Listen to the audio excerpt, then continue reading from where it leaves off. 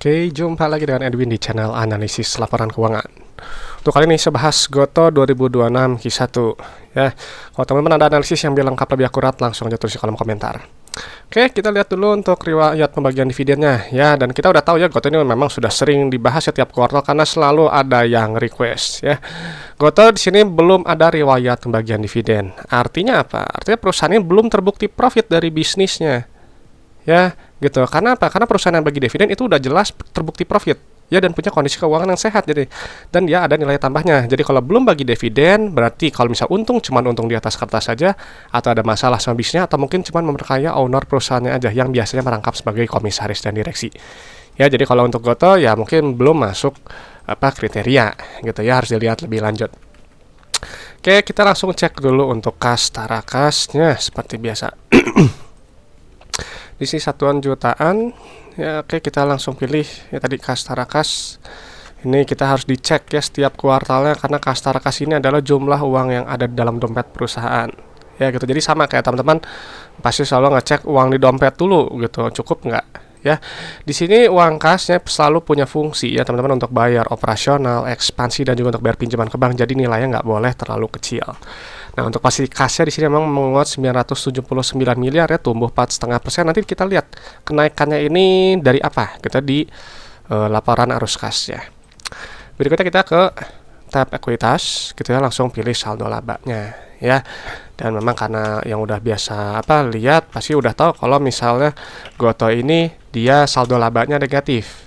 Ya, artinya ya dia defisit gitu. Saldo laba ini adalah total akumulasi keuntungan yang telah dihasilkan perusahaan dari semenjak perusahaannya pertama kali berdiri sampai sekarang 2026 Q1 ya gitu. Jadi kalau misalnya saldo labanya negatif seperti ini, artinya si Goto ini sampai 2026 Q1 mengakumulasikan total rugi ya, rugi melulu, nggak pernah untung, sampai 215 triliun ya gitu. Jadi belum terbukti profit gitu ya, masih rugi terus toh gitu ya gitu. Jadi ini lihat aja ini ya 215 gitu. Asumsikan bisnisnya berjalan selama 10 tahun ya gitu. Jadi selama 10 tahun ini tiap tahun rugi terus 20, 22 lah gitu ya triliun. Jadi nggak pernah untung gitu ya. Jadi kalau yang saldo laba yang negatif seperti ini, dia nggak akan bisa bagi dividen ya, karena nggak ada keuntungan yang dibagikan gitu. Cuman kembali kadang banyak investor itu dia senang dengan proyeksi ya gitu. Kalau saya memang lebih sukanya sama fakta yang ada di laporan keuangan gitu. Cuman nggak masalah ya. Nah, jadi kalau misalnya negatif seperti ini, nanti dia akan menggerus modal gitu ya. Modal awal 1,1 triliun, disuntik modal lagi tambahan modal 255 triliun, habis, dikurangi kerugian mulu ya. Jadi sisa ekuitasnya cuma 32 triliun ya gitu. Jadi teman-teman yang punya modal besar rugi melulu ya, habis juga ekuitasnya ya gitu. Di sini kita pindahkan dulu ke KNP aja ya. Jadi belum terbukti profit ya. Dan uniknya ya, perusahaan yang defisit seperti ini nggak pernah untung ya, dihargainya premium ya, di PBV 1,78 ya, di 28, harga sekarang 50 ya, gocap gitu. LQ50 ya, IDX 50 ya istilahnya zaman dulu. Oke, berikutnya sekarang kita lihat ke laba ruginya ya. Di sini kita langsung pilih ke pendapatan ya, yang ini nilainya untuk melihat pertumbuhan perusahaan. Memang di sini pertumbuhannya meningkat. Sebentar, ini saya salah ketik. Oke ya, ini bagus ya, pertumbuhannya tumbuh 1,1 triliun ya, naik 26%. Nanti pendapatan akan dikurangi harga modal ya, nanti kita dapat laba bruto. Cuman di sini memang nggak dituliskan laba brutonya berapa. Cuman di sini ada pos beban pokok pendapatan ya, berarti ini adalah beban langsungnya. Jadi kita kurangi aja gitu ya, kurangin beban pokoknya supaya dapat laba brutonya. Nah, laba bruto ini sebenarnya untuk melihat inti efisiensi perusahaan ya, lewat gross profit margin. Jadi misalnya nih 61% aja, kalau Goto menjual satu barang atau jasa harganya 100 ribu, itu ambil profit kotoran 61 ribu ya, tinggi gitu. Maka carilah perusahaan yang laba brutonya setinggi mungkin ya, GPM-nya setinggi mungkin sesuai dengan sektornya, karena semakin besar laba bruto, semakin besar juga ruang untuk laba bersihnya ya. Karena kan nanti laba bruto dikurangi oleh beban operasional, non operasional, beban pajak, nanti baru kita dapat laba periode berjalannya ya, yang ini nilainya ya. Nah, di sini menariknya gini, Ya, kita lihat dulu ke laba bruto ya. Tadi pendapatan tumbuh, laba bruto tumbuh naik 847 miliar, tumbuh 35%. Dan ini menariknya di sini. Di 2026 Goto sudah mencatatkan keuntungan ya. Akhirnya tuh dia sebelumnya rugi 283 miliar, sekarang 257 miliar. Nah, pasti ada yang bertanya gitu ya. Pak Edwin, tapi ini kan untung gitu ya. Gitu. Iya, betul. Kuartal ini untung. Ya, tapi kan tahun-tahun sebelumnya rugi gitu ya. Jadi gini, teman-teman tadi punya bisnis tiap tahun rugi 1 miliar ya selama 10 tahun, berarti total rugi 10 miliar. Nah, baru sekarang tahun ini baru untung 250 juta. Anda masih udah untung atau masih rugi? Ya jelas masih rugi lah gitu ya, karena kan sebelumnya masih ada kerugian yang terakumulasi gitu. Jadi makanya perusahaan yang defisit itu perusahaan yang belum terbukti profit gitu ya. Jadi jangan terkecoh dengan di media-media yang bilang sudah untung dari mananya gitu ya. Gitu. Cuman kembali ke perspektif masing-masing aja ya. Oke, jadi makanya PER juga premium di 55 kali ya. Jadi kalau PER 55 ya apa namanya? Berarti holding PER itu 55 tahun ya, karena PER itu adalah jumlah waktu dalam satuan tahun untuk balik modal berdasarkan earning per share ya. Jadi 55 tahun nih holding periodnya. Ya, untuk perusahaan yang defisit ya. Nah, jadi misalnya asumsikan aja gini ya, ini kita setahun kan gitu ya, laba bersih setahun kan. Untungnya berarti 1 triliun.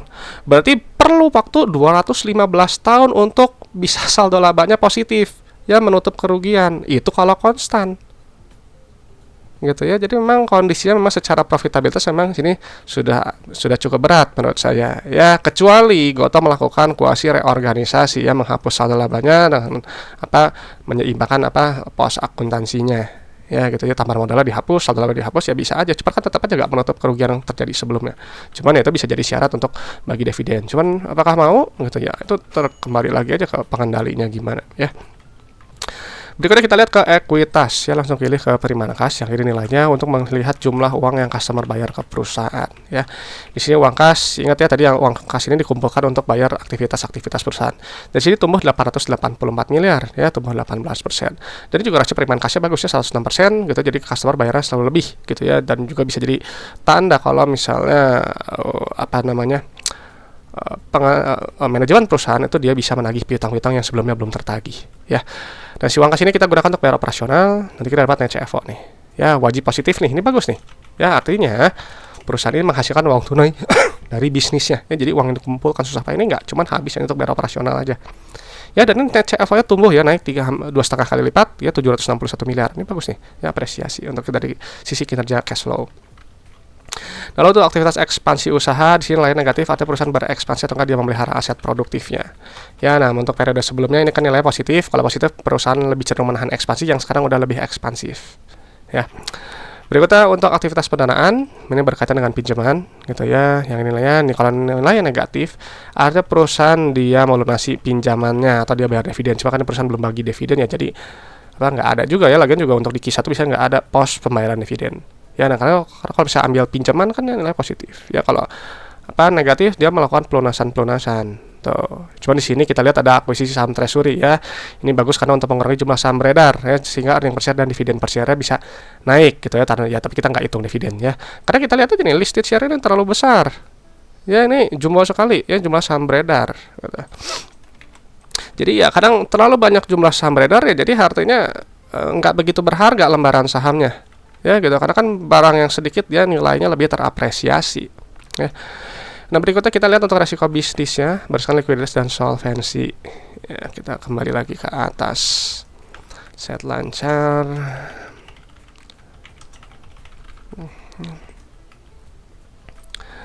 Oke,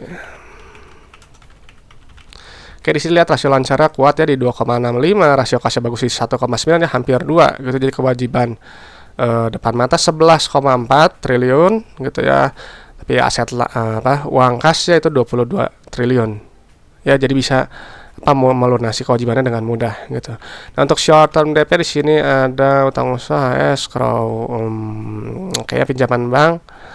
Ini aja kita ambil ya, pinjaman bank sama dari pihak selain bank ya, ambil dua ini aja gitu. Saya memang nggak cek ya di 20C, cuma asumsi kali ini dari pembiayaan aja dah, kita ambil aja dua pos ini.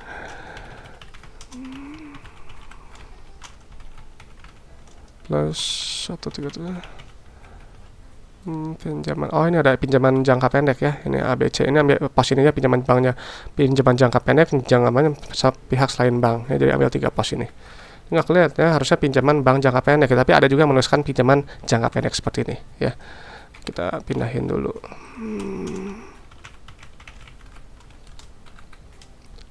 Plus. Oke, di sini kita lihat tuh ya, rasio kas terhadap short term debt di 13 kali gitu ya. Kewajiban yang apa? Utang bank dengan bunga yang harus lunas kurang dari setahun itu 1,6 triliun ya. Uang di dompet 22 triliun gitu ya. Jadi di sini nggak ada masalah likuiditas ya, bisa dengan mudah dilunasi gitu. Jadi ini kasih sebenarnya banyak gitu. Goto ini memang problemnya itu dari dulu ya, dia kas banyak cuman karena habis terus ya untuk operasional ya dulu. Bakar uang terus gitu, jadi kasnya lama-lama bisa habis gitu. Mungkin sekarang lagi fase sudah mulai dia bisa lebih efisien, jadi kasnya bisa save lebih banyak gitu ya, CFO bisa positif gitu ya, jadi sudah ada perbaikan kinerja dari sisi cash flow gitu. Ini tinggal masalah waktu aja sebenarnya kalau misalnya dia bisa terus profitable ya. Cuma nanti harus dilihat aja, paling gampang itu lihat nanti di Q4 nya ya, fullnya itu dia berapa tahun profitnya ya. Jadi misalnya nanti bisa dikurangi berapa tahun dia udah bisa membalikan saldo labanya ya. Oke, sekarang ke liabilitasnya yang ini nilainya. Oke ya, di sini DER rendah ya di 0,62 masih terkendali. Untuk long term debt ada pinjaman bank dan pihak selain bank ya. Dua ini aja kita pindahkan.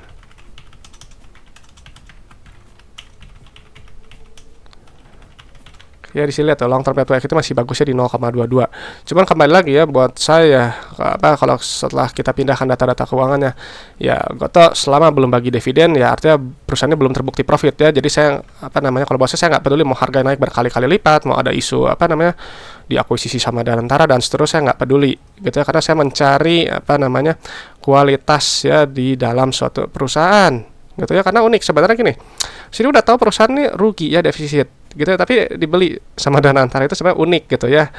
Gitu ya, jadi saya nggak tahu apa yang dipikirkan gitu, cuman ya kembali aja itu terserah yang mengelola aja dah ya.